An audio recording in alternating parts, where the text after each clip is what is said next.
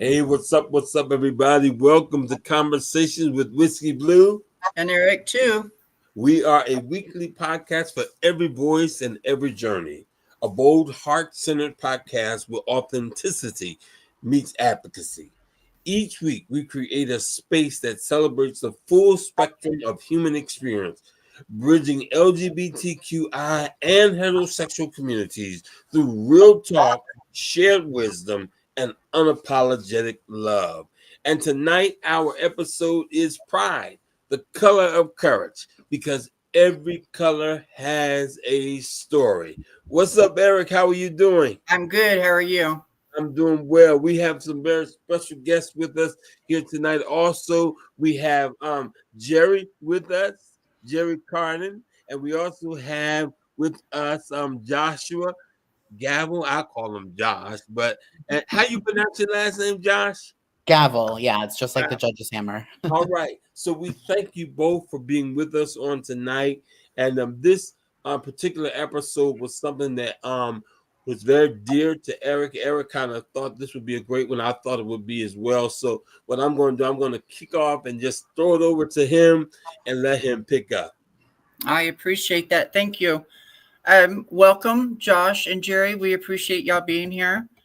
I know that we just wrapped up Pride, but I know from past experiences that the younger generation are a lot of them. I'm going to say a lot because the ones I've talked to really don't know the history of what's going on. To them, it's a party day because they get to be themselves. They're growing up in a different time where it's much more acceptable than it was when I was growing up.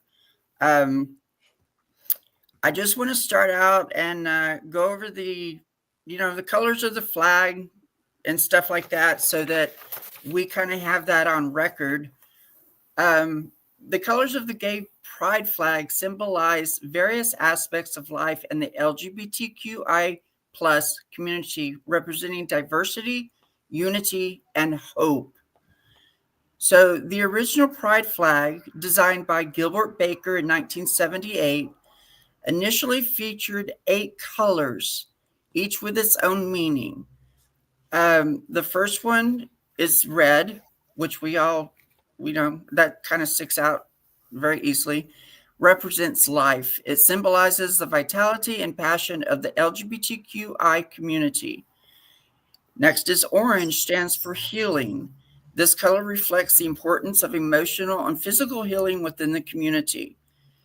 Yellow represents the sun. It signifies warmth, positivity, and the brightness of life. Green symbolizes nature. This color connects to the natural world and the growth of the LGBTQI community. Blue represents serenity and harmony. It conveys a sense of peace and calmness.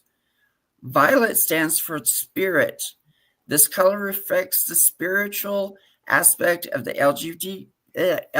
LGBTQI experience and the diversity of identities within the community. Now, the original flag had 2 additional colors, like I said, hot pink for sexuality and turquoise for magic and art. I find it quite funny that they had a hard time getting hot pink material for the flag, but that's why they dropped one of those. The progression in the pride flag. In recent years, the progressive pride flag was introduced to emphasize inclusivity and representation of marginalized communities within the LGBTQI plus spectrum. When I was in junior high, and the first time I was told what the rainbow flag was represented, it's like a light bulb went off that belongs to me as well as everyone else. And it has always been, I guess, sort of a beacon, that I know if a business has a sticker in the window that's the rainbow flag, that's pretty much a safe space. And I know when I first moved to Champaign-Urbana, just driving around the neighborhoods, I see tons of some of the progressive flag and some of the original flag hanging from homes, in windows, it on cars, it doesn't matter. And it makes me feel like we're winning, not necessarily a battle against other people, but at least the battles within ourselves. The reason I wanted to do this episode is I think it's very important that we understand why Pride was started, what it means to each one of us individually, and how the younger generation, how they are reaping some of the hard times that we went through. So I would like to let Josh and Jerry, um, whoever wants to go first, um, tell us your coming out story if you want, what Pride is to you, what it means to you on a daily basis. So you guys go. Jerry, do you want to go first? Go for it, Josh. Okay. Thank you for having me first and foremost. I really, really appreciate it. And I'm glad to get to be part of this conversation because this is definitely what we talk about at Uniting Pride quite a bit. And you know, for viewers who might not be familiar with us, we're the queer resource center for the area. And it's funny to have this podcast be today of all days because this morning I was actually teaching a high school class and talking about cultural competency. Awesome. And I think what you kind of talked about in terms of like recognizing the flag as this visual symbol of safety and support is something that I bring up quite a bit with our trainings and educations that we do in the community, is really that, like, for me it's, I have gaydar for the flag. Like I can see I can sense Right. it, and it's truly something that, like, something as small as a pin or a sticker on somebody's computer or phone or whatever, the people who are looking for it and the people who need to see it are going to find it, and it's going to be that strong beacon. So I think that's really cool that you talked about that. I think for me, my coming out journey was interesting, I guess, in like the sense that I come from a small community. I knew I was queer from a young age, but really didn't feel safe in the community to voice that side of myself and see that side of myself. And I got really, really fortunate because when I was a freshman in high school, this group called the Up Center came along and started. And the first Pride happened in August of 2010. And so that was right when I Wow. was starting school, high school.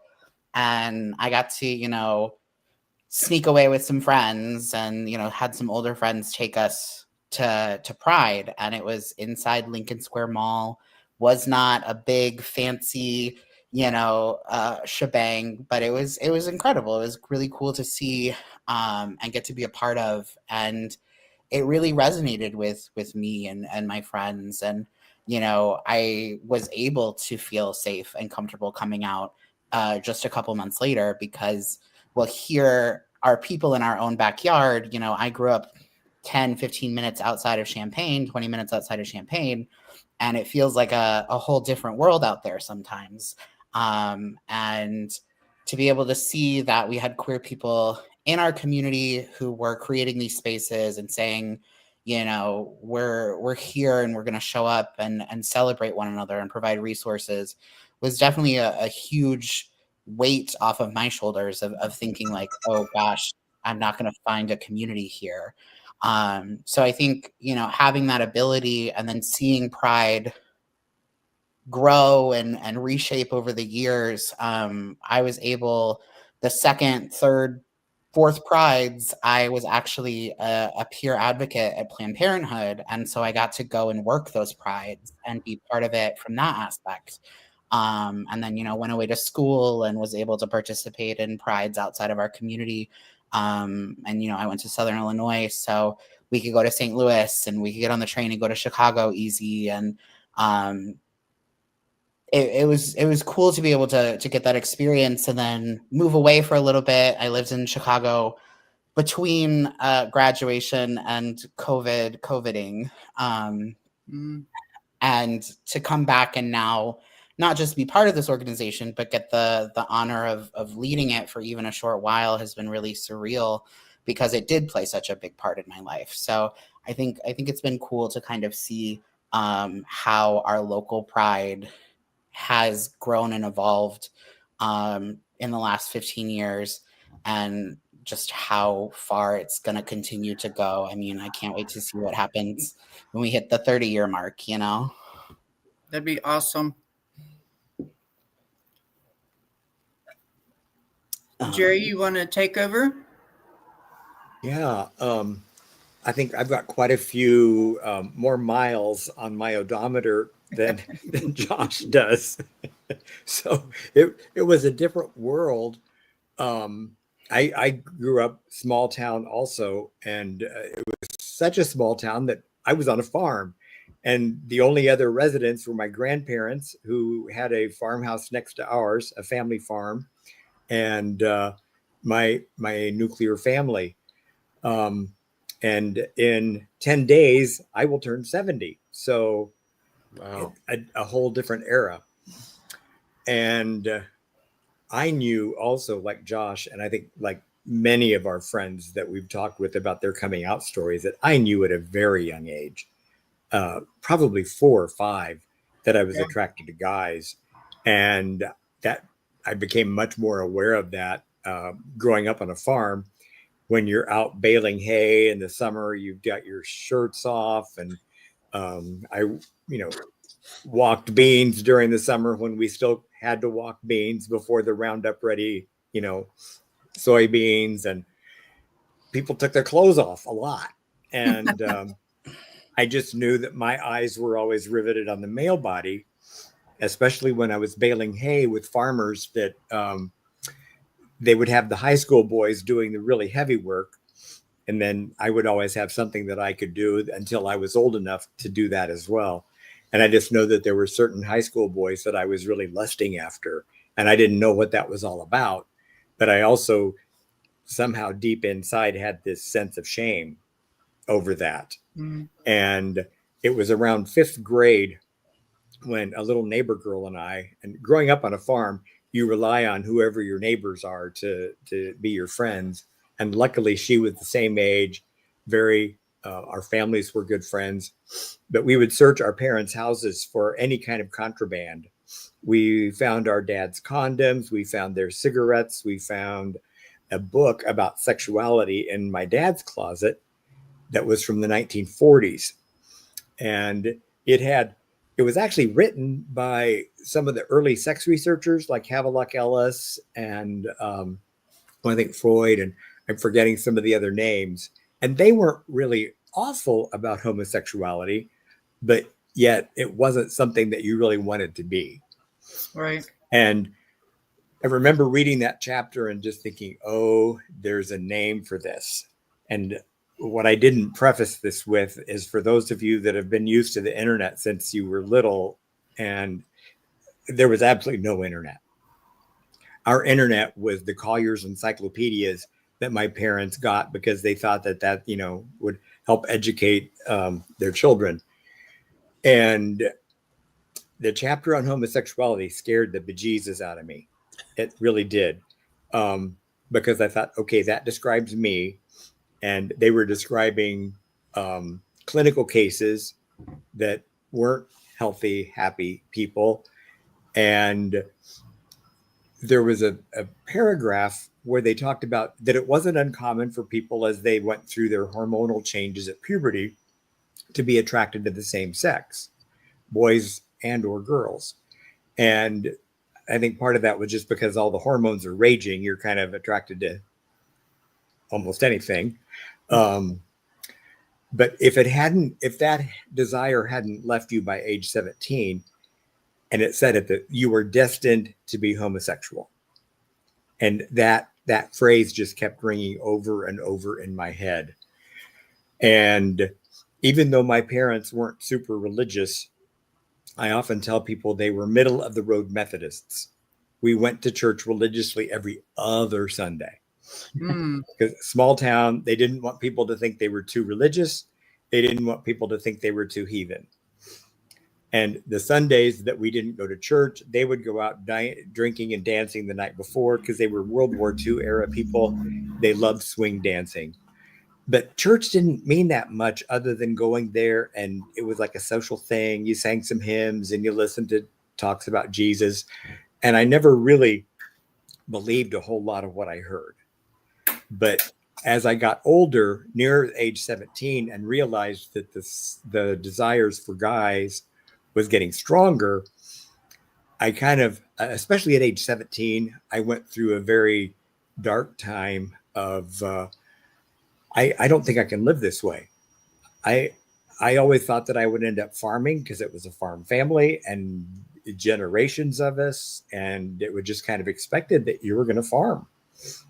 And luckily I had an older brother that took on that mantle. So it made it a little easier for me to not farm.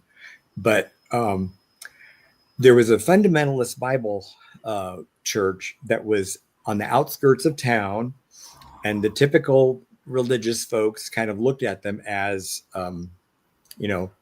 those people that, holy rollers and the altar calls and all that kind of stuff. But I did confide in an older adult, and it was a man that I worked for when I was early teens. And I just thought he might understand. I even thought he might be gay, but I didn't know. And he just said, "Oh, you need to go to Harmony Bible Church." Because essentially what he was telling me was you can pray away the gay. Mm. And I got heavily involved there. My parents were astonished. They were like, what is he doing? And yet I still wanted to fit in with all the friends. So I would go around the country roads drinking with the football team guys. But then I would also go to this church and pray to Jesus to save my soul and help me get away from being gay. I did counseling with an associate pastor that I was really attracted to. And I think he was attracted to me, but not about to admit it.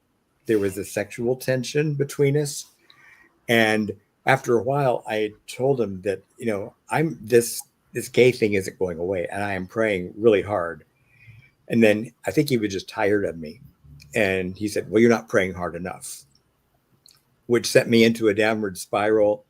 And I've learned that from national suicide prevention groups that it's important that if you've attempted to tell your story because you made it through that attempt on the other side, Mm. and that's the case for me. I won't go into any details, but I did attempt. And I just want to tell anybody that has ever thought about it or thinks about it in the future that I am so glad it did not work. Wow. And that I am here today. I tell people all the time, and as I get closer to 70 and people say, oh, we're getting older and your body's falling apart, et cetera, it's like, no, I welcome every freaking year. But after the attempt, suddenly there was a clarity in my mind that came from, to me, it was my higher power. That what the F did you just about do? And you got to get to college. I was probably my year between sophomore and junior year in high school. And get to college, have sex with both a man and a woman, or, have lots of sex, figure this thing out, and go from there, which is what I did. I got to college. I had experiences. I met my first partner. And when I had the first male experience, it was kind of like, this is home. but now we've got to deal with that. So I was at a 4-year school. It was a state school. I found the counseling service. I went to a counselor who helped me determine, that yeah, I truly was gay, because I sometimes kept thinking, oh, it's because I read about it that it just, that I made myself this way somehow. All kinds of shit that goes through our minds.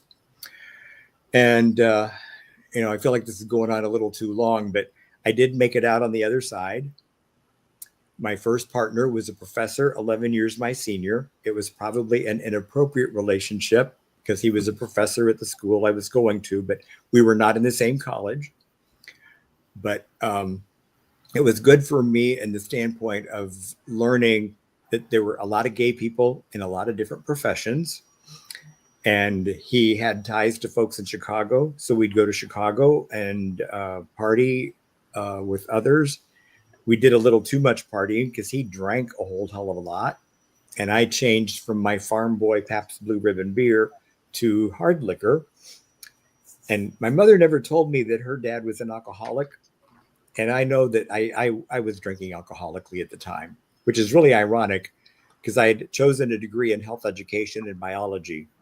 But I gave up smoking, but I felt the drinking was my stress management program. Mm-hmm. So, kind of longer story short, I eventually met my current husband. That was 1981. And I was able to break ties with the other guy, which was really difficult because I was this farm boy from Iowa. And I was first very enamored that, oh, this professor's interested in me. And all of his friends were older. And I was the young chicken, and this was all pre-AIDS. And I felt like I hadn't had a chance to sow my wild oats. And so I did that on the side, even though he thought we were monogamous. And I think some of that was just my own inner lack of self-worth. So a lot of growth later. The 1981 aspect is that Tim and I hooked up in January. June, we heard about the gay cancer, the gay plague, GRID, gay-related immune deficiency. And all of a sudden, we're like, oh my God, here we are. We're young. I was in my mid-20s, and we're wanting to have lots of sex. But I was so afraid that my shenanigans earlier probably, I felt I was probably infected. And I didn't want to infect him. So we really changed up what we were doing and not doing, because back then we didn't know. And this was all still pre-internet. So I think some of the people here already know that I helped form the Greater Community AIDS. Well, we called it the Gay Community AIDS Project. And that relates back to pride, because the guys that got involved really felt like we need to let the larger community know that we're doing something to help ourselves. Because there was so much negativity about gays, especially gay men. And we maintained that name for about 10 years until we realized that, okay, this is affecting anybody that comes in contact with the virus. And we were also getting information from the Champaign-Urbana Public Health District, who we had really close ties with. And they said, it's really hard for us to reach into the Black community because there's so much stigma. I mean, there's general stigma against the word gay everywhere, but they were saying more so in the Black community, and that it was going to be hard for us to reach people there by keeping that name. And it became very controversial, and it was really kind of a pride issue, because we had people in the gay male community that were saying we were absolute sellouts to change the name to Greater Community AIDS Project. But when I think back on it, the people that were giving us grief were those that were sitting on the sidelines, typically hadn't given us money, and we were paying for a lot of this out of our pockets. They weren't involved in helping. And at the time, we were creating a transitional house for people that opened up in 93. And we just felt like we needed to broaden the spectrum. And I think that's enough history at this point, because I feel like I'm talking too much, which is No. a habit. I love history, so this is very important to me, especially being an implant to Champaign-Urbana. I know that you had touched on attempting suicide. I do want to address that right quick if I can. Even though today's society is more accepting, especially of uh, younger, I don't want to say children, young adults, um, of their sexuality, it is still happening. We are still losing children to suicide because their parents don't accept them, or their grandma who they love with all their heart said, that I can't, I can't. And the world just explodes. What they don't understand is that, grandma may be your love of your life and your grounding spot, but grandma's not going to be there the rest of the time that you're alive. You need, I know, and it's so easy to say, you need to do this. It's easier said than done. But just understand that there is more to your life if you will give it a chance than grandmother or your parents' refusal to accept you for who you are. There is, the saying, it does get better. In a lot of ways, it does. There are still some obstacles, and I mean, we all, face obstacles every day in life, not just because of our sexuality. But that one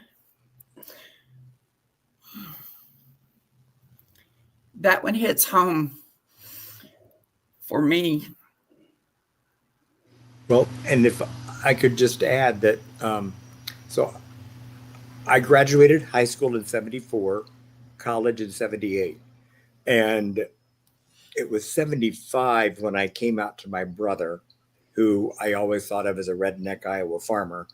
But we did a lot of drinking together, and we were pretty plotzed one night. And I let it slip that I was in a relationship with another guy, that I'd always been attracted to men. He was immediately supportive. So that's something else, is you don't want to prejudge whether somebody's going to be accepting or not. No, He was no. immediately supportive. And when I had attempted, I just thought, my family will never understand this. And he told me I was totally misjudging my parents, and kind of, again, long story short, that I should come out to them, which I did. And they, and it's interesting, my dad was more accepting than my mom was. And he just said, "Oh, I was in the Navy." I sometimes wanted to ask him about, did you, we didn't go there, but they became fully supportive. And a cousin of mine that I was really close to told me that, the grandparents thing, my grandmother had asked Connie if she thought that maybe I was gay. I didn't even know she knew the word. And I have heard many stories where grandparents actually start being more accepting, or are sometimes the ones that bring the parents along. Absolutely. Because they're older and getting closer to that point where they don't give a crap anymore what Right. other people think. And they've also been around the block more, so maybe they've known more family folks. Yeah. I know. Go ahead, Josh. No, I mean, I think similarly to that, and I think talking to lots of peers within, like, the folks who grew up in my age range, that, yeah, it's similar experiences, that we may think that we've come a long way in a lot of ways, and we absolutely have, but it doesn't make us immune to, rejection. It doesn't make us immune to our own concerns about what could potentially be. I know many of my peers, myself included, have attempts on our records and have come out on the other side of it. And I think the conversation about parents and grandparents is so interesting too, because when I came out, my dad wasn't the most like on the team for a minute. It didn't really seem like that. But then by the time I got to college, I remember having a conversation with him and I was like, fuck it, whatever. I'm going to tell him I'm going on this date. Right. And, he was immediately supportive and wonderful about it. And, we have our different opinions on things, but like he came around despite being, a Southern born conservative man. And like I think now I always was concerned about talking to my grandparents, my great grandparents, who I was really fortunate to get to have as I grew up, about some of these things. But now like my grandfather is one of the most supportive and wonderful folks to be around, loves my partner, and my partner's been fully accepted in our family as wonderfully as it can possibly be. So I think, there are all of these competing things and things that just young people are naive, I think, sometimes to be like jump in and think, oh, there's no possible way this person could be my champion. And it may take some time to get there, but I think we do see it a lot. And of course we see it the opposite too. I mean, it's something that we're no stranger to at the center, and we see quite a few heartbreaking stories, and hopefully one day they have a happy ending. But even if those stories don't, it's like you said, you can find your family, and not everybody is going to be in your life forever, for various reasons. And the queer community is so great about creating these spaces and creating these families that, even if you're losing significant members, you can find a great amount of love in a lot of different ways. Yeah. Yeah, we have to remember that there are people that come out to their families and they aren't accepted. They're thrown out, and there's an issue with homelessness within the queer community that I know Josh is very well aware of. And there's a group in town looking at specifically that issue because, especially if you don't appear like the rest of America, if you're somehow suspect, or even if you're not, it's not a good place for the typical homeless shelter. And trying to find other places for folks, because and if anybody's listening and they've been in that situation, they're hearing our stories and thinking, oh, that must have been nice to have your family become, supportive, because that isn't always the case. And if they aren't, don't let that cloud your mind in terms of like your life. Hang in there and talk to people and get in touch with some of us older folks, and because found family is a real thing. Absolutely. If you don't mind, can I pop in just a second? Sure, Yes, go please ahead. do. So that I don't appear like I have nothing to say, let me just pop in and say this, because my story is a unique story as well. I'll be honest with you, back in I actually, many of you, I don't know whether you all know it or not, I go by Whiskey Blue now, but I actually am a licensed and ordained minister. And as of this year, it has been 40 years that I have been a licensed and ordained minister. And years back, probably about 35 years ago, if not more, when I was pastoring, I had an experience in New York City where I never, my life experience was I liked what I liked. You know what I'm saying? I wasn't attracted to all men, but I also had attracted to some women as well. So the thing about it is that the women that I was attracted to, they were not attracted to me. It wasn't until I was 17 years old that I had my first sexual experience, and it happened to be with another minister. I was 17, he was 24 years old. That was my first experience, sexual experience at all. I had spent time with women, but they weren't feeling me like that. I was a little fat boy, you know what I'm saying? And so they weren't interested in me. After I ended up having my first sexual experience with that particular minister, and I discovered that because I always knew I had an attraction to men as well. I just had an attraction to women and men, and it's pretty much my parents actually at one period of time they would question me about my sexuality, and I would deny it, but they kept asking me. And I remember with the next guy that I was in a relationship with, that my parents, I said earlier that day, I said, I just feel like my parents are going to ask me again about my sexuality. And if they ask me this time, I'm going to tell them yes. I didn't really have a name for it. I mean? They came up with a name for it. I just felt I was just living life. You know what I'm saying? But I remember that night they actually called me into the den and asked me again, what is this that we hear about someone around here being gay? You know what I'm saying? I was probably 19 at that particular point. And I remember I was already preaching and everything. And I remember saying to them that day, it was just me, my mother, and my father. I said, what if I told y'all yes? I said, because you asked me and I told you no. And you keep asking me, so obviously you don't believe what I'm saying. So what if I tell you, yes, I am? And my mother said, I'm going to love you anyhow because you're my son, right? And then my father was there just rubbing and through his hair and everything like that. He was going crazy at that particular point.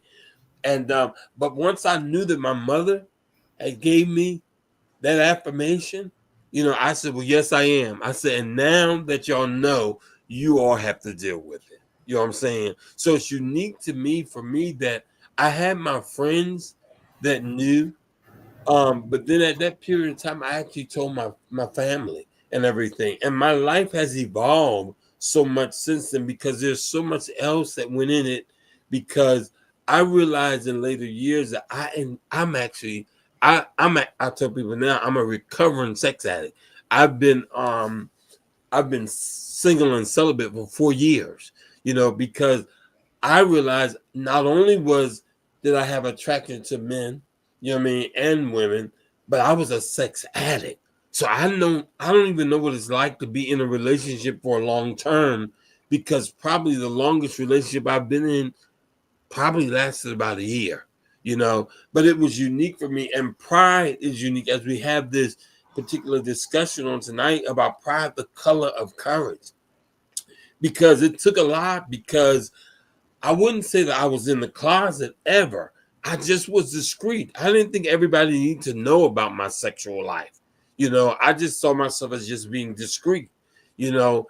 And but when I was pastoring a church in New York City, I was the youngest pastor, pastoring a church in New York City on 125th Street in Harlem, a block away from the Apollo Theater. And that particular church, they ended up writing. The police came in, not the police, but the deacons board and everything like that. They ended up having issues with me actually pastoring that church, and because of that, a reporter came from a newspaper. And when the reporter came and asked me a question about what is this about your alleged homosexuality, and this was the Amsterdam News, and I said, my response to them were, they accused me of sleeping with all the women too, but they reported this in the newspaper. And so I've had a string of different things. I ended up being married to a female at one point, and then she wrote stuff in the New York Times about me. You know what I'm saying? And so I've always wanted to be more discreet, but others have seemingly wanted to pull me out and expose. And now I'm just living life in my authenticity.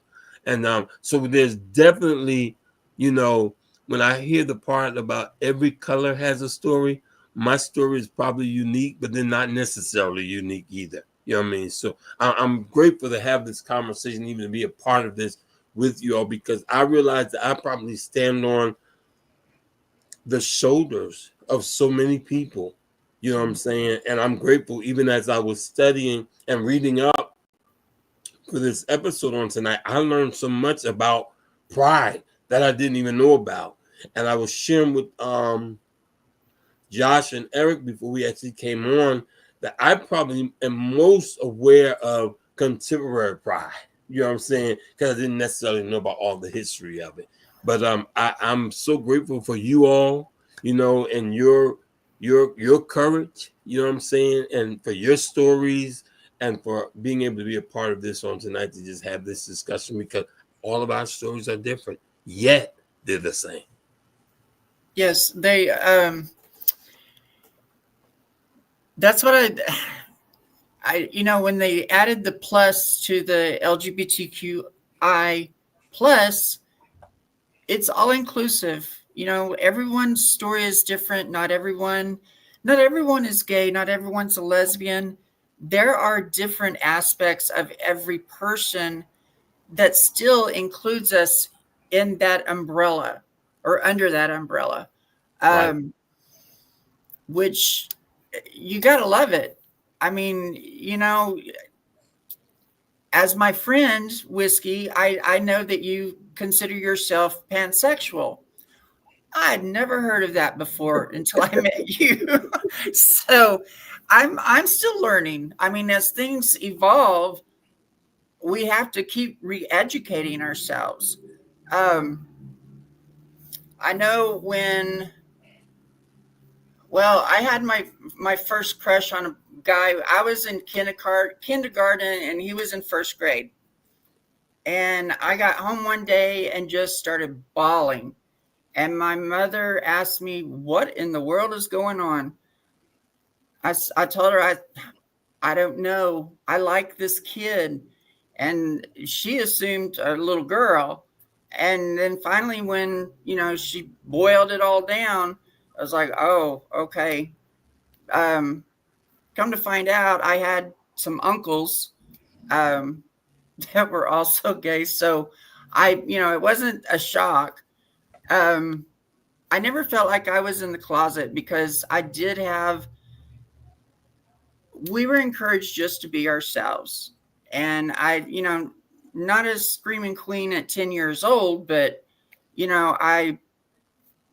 I obviously found the male body more attractive and um, stupidly made comments while my dad was standing around. It's like, duh, how do they not know? But like I said, when I finally figured out what the rainbow flag represented and the inclusiveness of it, it was like I had finally found the people that I wasn't going to be scared of, that they weren't going to reject me. Although that's a whole different topic for another time. But naively, I thought, these are my people.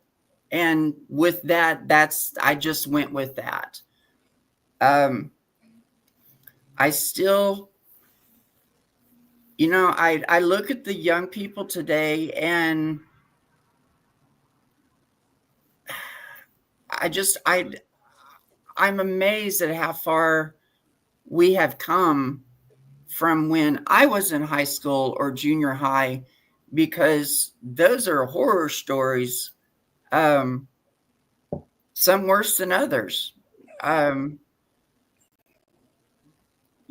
Unfortunately, that still happens.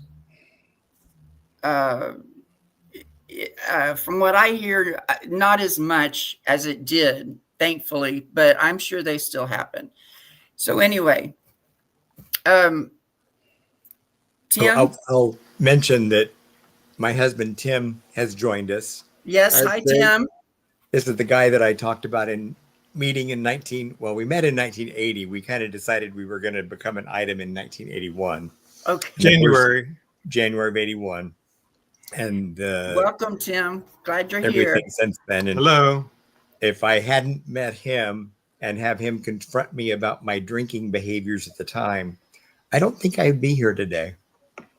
But with the pride flag commentary, and I was just thinking about when I was first kind of coming out to people, either from my high school which I felt was important because the small town that I went to school in, my graduating class was somewhere in the mid 40s, depending how you counted people, whether they actually graduated or not. But there were, 46 of us that were relatively tight, throughout school. And the first reunion that we had was at 5 years. And I don't think I came out to anybody then, but I did start coming out like to my best friend. And I just felt like it was important to educate people from smaller towns that, yeah, we're out here, we're among you. And I knew that there were some older kids from my school that had either like left home and gone to San Francisco or wherever. And I had people say, oh, well, you can't live in the Midwest or, small town America. You've got to move to one of the large cities like San Francisco, New York, Right. etc. And I just thought, I like the Midwest. I like farm country. And I did almost become a farmer. And I didn't feel like I was going to be comfortable being in what I sometimes see or call as a gay ghetto.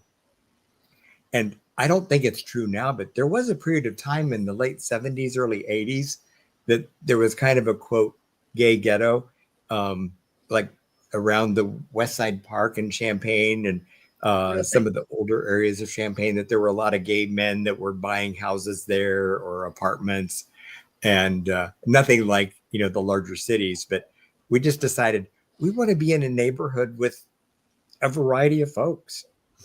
And our first house was a very, very blue collar neighborhood. And we were afraid, that our neighbors would have difficulty with us. We shared a driveway and they came across as a bit rednecky. But again, we were prejudging them because once we were open with them and honest, they became great supports. And in fact, after we moved out of that house, Lila would sometimes see me at the grocery store and she said, your house is going to pot. The gay guys leave and the neighborhood goes downhill. And on the street that we're on now, as we go up and down the street, there are 3 gay couples, 2 gay, a lesbian couple, and the couple across the street, male, female. We don't exactly know their story, but they consistently fly the pride flag. Oh, that's awesome. And we're just, general middle-class neighborhood in Southeast Urbana. And it's like you said, Eric, it's nice when you drive around and see the flags. It was very, it made me feel much more comfortable about moving up here because I moved up here completely blind. From where? From Texas. I am a redneck from Texas. So rural Texas, or I mean, Tim's parents lived in Dallas, and so I didn't like Dallas, but I don't like Dallas either. I was born in Abilene, which is like West Texas, or right on the verge of what we call West Texas. Grew up mainly with my grandparents, who were like in the middle of nowhere, and both sets were Pentecostal preachers. So yeah. All right, Tim, you know what I'm talking about. So yeah, it's when you finally get somewhere, and I've lived in Boston and San Francisco for a while, grew up between Texas and Utah. So I lived in Salt Lake City, had to deal with all that. So coming to some place completely unaware of the demographics, and then driving around in the neighborhood and just seeing rainbow after rainbow after rainbow, it is one of the best feelings for someone looking for a new spot. When my partner died, I decided I was done with Texas. I'm out of here. I want to go somewhere else. And this is where I chose. So I'm glad I did. And I'm glad that there are groups like United Pride and groups like GCAP that support the community around here. Well, and it's important too. There are a number of churches in town that have been supportive for years, especially McKinley Presbyterian. They were some of the first church supporters of the local queer. We didn't call it queer back then. Right. Back then it was like gays and lesbians because we hadn't added the T to the whole string Right. alphabet yet. But we go to the Unitarian Universalist Church, Tim and I, but they weren't all that progressive back then. In fact, they weren't really approaching the gay community in terms of trying to attract gay congregants until like the middle 90s. But there's now a coalition of campus churches. I think there's like 6 churches on campus that are open and accepting, that all consider themselves Christian. And I know that the Jewish group on campus, and Josh, you can probably help me with this. Yeah. Illini Hillel and CUJF are both big supporters. I mean, our faith network, our resource directory on our website just keeps growing and growing. But yeah, I mean, all of the campus churches, for the most part, to my knowledge, are pretty affirming, and pretty much any denomination you want to find, we've got at least one affirming space in town.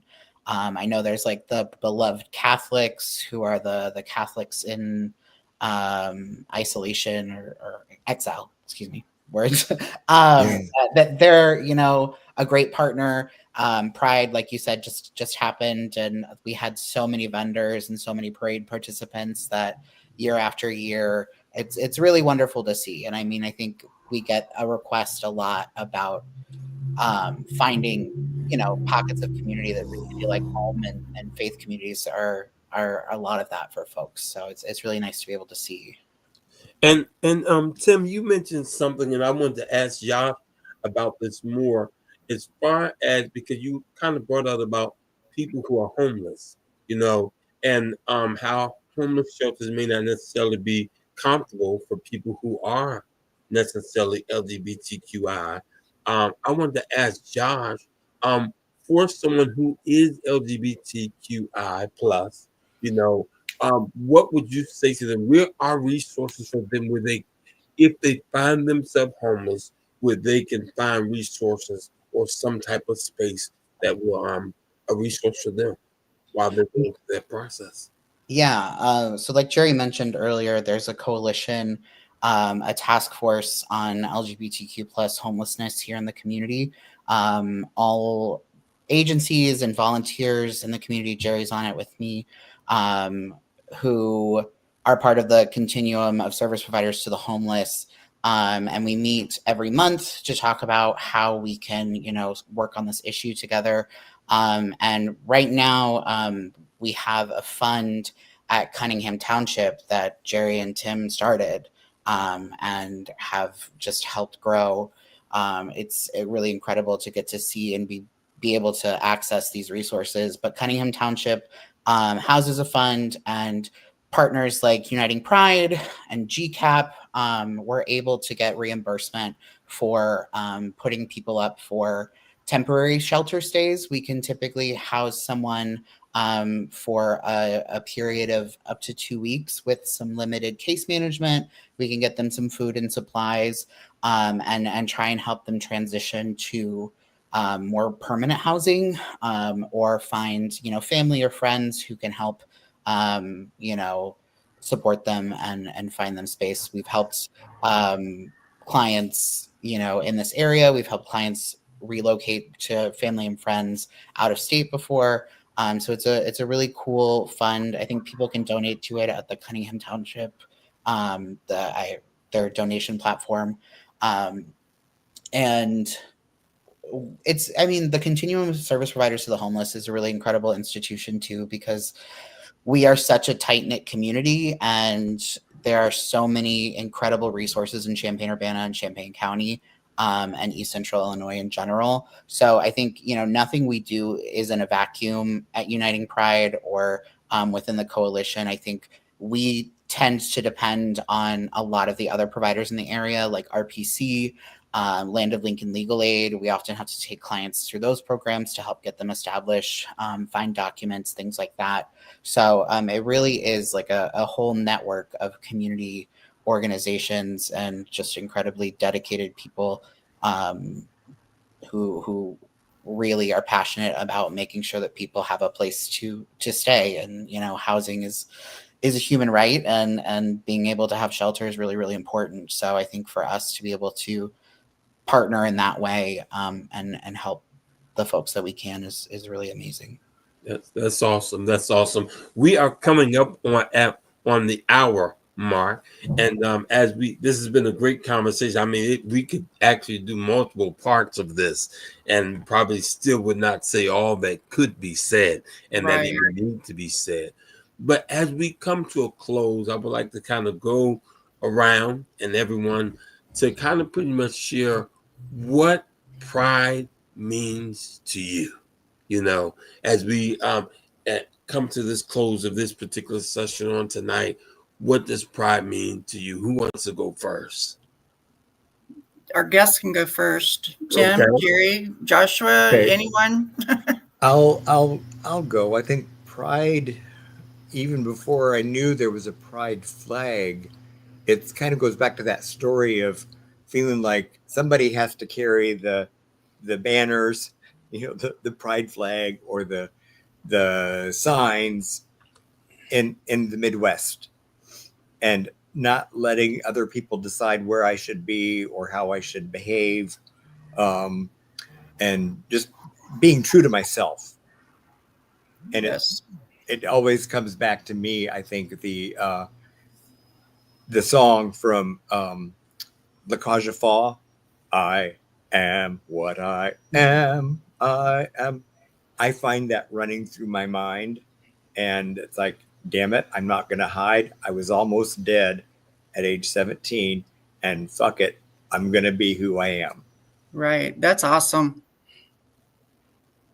Yeah. I think pride is home in a lot of ways, and it's a good way to come home and remind yourself of how far we've come, and all the people going back decades and decades and decades of who built this movement that we know and love today in the modern sense on their backs and truly with their lives. And I think it's a reminder that even before Stonewall, even before the first, big marches that we know of and kind of think of as the start of the Pride movement, there was incredible leaders doing this work unrecognized for, Mhm. as far as humans have been around. So I think it's just a reminder that we get to come home and see our big collective family. And I think it's always great to know that you can be safe and celebrate and be loud and proud, but also be reverent of where we've come from, and celebrate the wins that we have, but recognize like we still have a long way to go, and we still have a lot of work to do. And it's really tiring work sometimes because we're living in a time, but it's work that has been done before, and we have a really incredible wealth of information and knowledge and access to not just our history on like black and white paper and concrete retellings, but historians in our own community. I've learned so much in the last 3 years about the just incredible activists in this community and how Champaign-Urbana was cultivated as this inclusive space that we get to love today. So I think it's just, it feels like home, and it feels like you know relief, but also re-energized to continue the fight on. Mhm. For me, it's about love. I was sharing with Eric when we were talking about this. It's about love and respect. It's about a celebration of life while we're living, being able to celebrate our authenticity, not just once a year, but all year long, about who we are, and we can be ourselves, and learning to respect others for who they are. We may have our differences, but it's about love and respect and celebrating life and celebrating one another. That's what it means for me. Tim, would you like to go? In our relationships, our found families, and pride in our community, and thankful for that. I'm very thankful for that. Um, to me, I think pride starts with yourself. You have to be, or at least try to be, um, an unsung cornerstone of the community. You don't have to be out front. You don't have to be holding the banner. Um, but if you are true to yourself, you acknowledge um, you are what you are, and that's the best you could be. And know that there's a group of people, whether you go to Pride in New York, San Francisco, Dallas, San Diego, it doesn't matter. Those are your people, and they've got your back. And the collective is something to be very proud of, because it has taken a lot of, like Josh said, unsung heroes that have brought this about. So I appreciate y'all being here. Thank you, Josh. Thank you, Jerry and Tim. Of course, Whiskey. Thanks for taking the time to tell us a little bit about your story, what pride means to you. And if anybody gets a chance to watch this and has topics that they would like to discuss or be a guest on, you can see at the bottom of the screen. Our email is conversationswb.et@gmail.com. Drop us a line. We're always open to a new conversation. So again, thank you very much, guys. We appreciate it. Thank you to everyone. You have been listening to Conversations with Whiskey Blue and Eric too, and our special episode tonight, Pride, the Color of Courage, because every color has a story. Again, thank you to all of our guests. I'm about to end the live stream, but you all can stay with us just a second as I do that.